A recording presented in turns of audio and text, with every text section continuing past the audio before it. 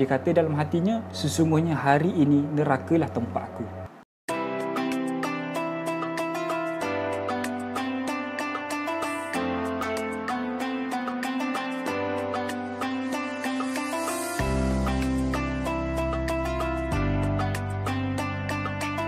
Okay, Assalamualaikum warahmatullahi wabarakatuh. Okay, hari ini saya dapat satu soalan. Itu soalan daripada sahabat-sahabat kita sendiri. Itu soalan daripada IG. Itu Instagram saya sendiri. Beliau DM saya dan soalan dia berbunyi macam ni. Cuma tak perlu bagi tahu nama lah siapa si petanya. Sebab soalan dia ni agak privacy jugalah. Cuma dia izinkan untuk saya kongsikan dengan anda semua. Okay, jom kita baca soalan dia. Assalamualaikum Ustaz. Waalaikumsalam. Saya ni pernah melakukan dosa dan kemudian saya bertaubat. Jadi dia ni pernah melakukan dosa. Cuma dia tak nyatakan dosa apalah. Dan kemudian saya bertaubat. Adakah dosa saya ni diterima oleh Allah ataupun tidak? Okey, baik.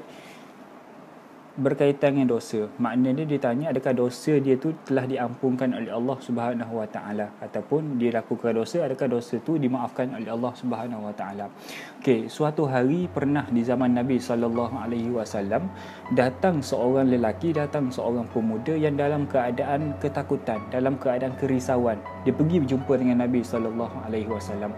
Kemudian ditanya kepada Nabi, "Ya Rasulullah, aku ni pernah melakukan dosa. Kemudian aku bertaubat kepada Allah. Adakah dosa aku tu telah diampunkan oleh Allah Subhanahu Wa Taala?" Maka kata Nabi sallallahu alaihi wasallam, "Ya, diampunkan oleh Allah Subhanahu Wa Taala." Maka dia tanya lagi kepada Nabi, "Ya Rasulullah, dan kemudian aku melakukan lagi dosa tersebut dan aku minta ampun lagi kepada Allah. Adakah itu pun diampunkan oleh Allah?" Kali kedua dia tanya kepada Nabi SAW. Maka jawab Nabi jawapan yang sama, iaitu ya, diampunkan oleh Allah Subhanahu Wa Taala. Dan soalan begini ditanyakan kepada Nabi sebanyak 3 kali berturut-turut. Dan Nabi pun menjawab benda yang sama, iaitu diampunkan kesemua dosa-dosamu oleh Allah Subhanahu Wa Taala. Dan kemudian kali keempat ditanya balik kepada Nabi SAW, "Sampai bilakah Allah ni akan ampunkan dosa aku ya Rasulullah?" Maka jawab Nabi SAW, "Sehinggakan kamu ni berputus asa dari meminta ampun kepada Allah Subhanahu Wa Taala, dan sesungguhnya Allah ni tidak pernah berputus asa dalam nak ampunkan dosa-dosa hamba-Nya." Kita tengok bagaimana Allah ni tak pernah puas untuk ampunkan dosa kita. "Inna zanni abdi", sesungguhnya aku ni atas sangkaan hamba aku. Kalau kita sangka Allah ni akan ampunkan dosa kita, maka Allah akan ampunkan dosa kita. Kalau sangkaan kita ni menganggap Allah ni tidak akan ampunkan dosa aku, walau dia minta ampun, tapi di lubuk hati dia kata Allah ni mustahil ampunkan dosa aku, maka di situ Allah tidak akan sesekali ampunkan dosa kita. Kerana sangkaan kita ni negatif kepada Allah. Kita kena sangka positif. Sebab itulah setiap kali kita berdoa, kata para ulama, bila setiap kali kita berdoa, kena sangka positif kepada Allah, kena sangka baik kepada Allah. Yakin dan Allah ni akan terima doa kita. Itu di antara tips untuk kita berdoa kepada Allah Subhanahu Wa Taala. Sama juga dalam kita meminta ampun kepada Allah.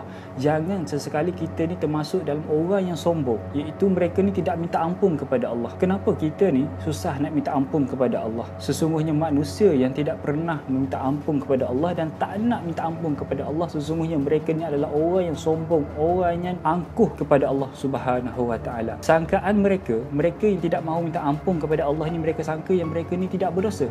Sedangkan orang yang tidak ada dosa, orang yang terpelihara daripada dosa adalah Nabi. Lalu bagaimanakah kita ni hanya manusia yang sentiasa melakukan dosa? Dan ada juga satu kisah daripada Nabi. Nabi ceritakan di pada mahsyar nanti ni, kita semua ni akan dihisap.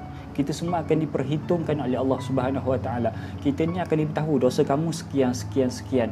Dan setiap orang yang dihisap oleh Allah Subhanahu Wa Taala, ataupun bila mana orang tu dipanggil nama dia, maka dia akan ke hadapan, bertemu dengan Allah Subhanahu Wa Taala.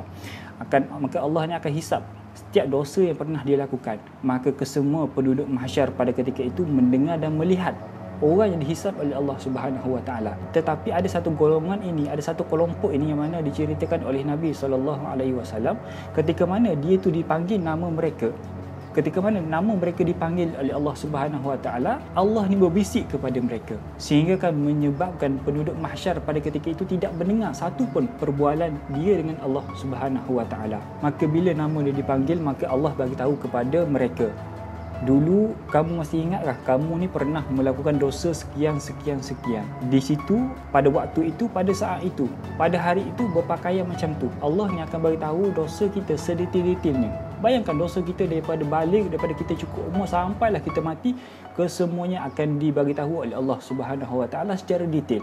Bukan secara umum. Tahun lepas kamu buat dosa, bukan macam tu.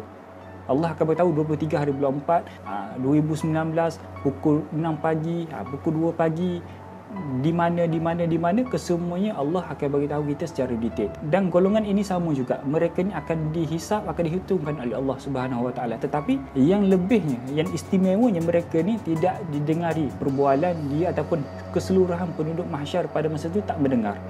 Maka bila Allah ni sebut satu-satu dosa yang dia lakukan, dia ni mengaku.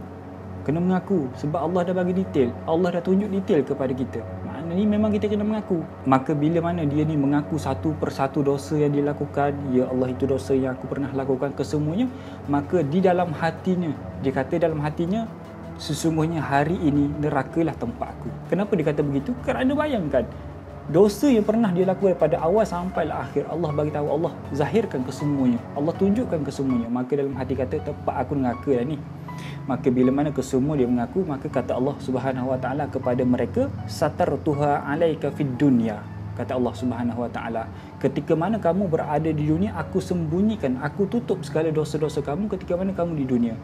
Dan pada hari ini, kata Allah, hari ini aku ampunkan kesemua dosa-dosa yang pernah kamu lakukan. Maka daripada rasa ketakutan, rasa menggigil di hadapan Allah Subhanahu Wa Taala bertukar kepada rasa lega, kerana dosa diampunkan oleh Allah Subhanahu Wa Taala. Jangan kita sekali kita malas, kita tak mau nak minta ampun kepada Allah. Mulut kita ni berat nak ucapkan maafkan aku, ampunkan aku. Kerana kita ni seorang hamba yang memang setiap hari kita melakukan dosa.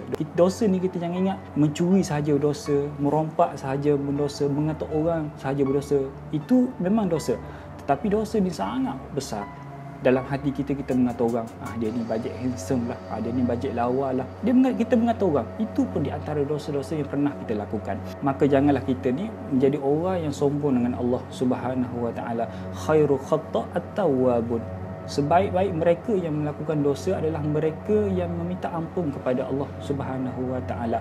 Dan ketahuilah, di akhir sekali, maka ketahuilah sesungguhnya Allah ni sangat-sangat mengasihi orang yang banyak bertaubat kepada Allah. Banyak bertaubat maksudnya mereka ni banyak dosa, tetapi mereka ni bertaubat kepada Allah dan mengasihi orang-orang sentiasa menyucikan dirinya. Maka kata Allah Subhanahu Wa Taala, innallaha yuhibbut tawwab wa yuhibbul mutatahhirin. Jadi itu sahaja pengusian untuk kali ini. Semoga pengusian kali ini memberi manfaat kepada anda semua, dan terima kasih kepada semua yang tengok daripada awal video sampai hujung video. Assalamualaikum warahmatullahi wabarakatuh.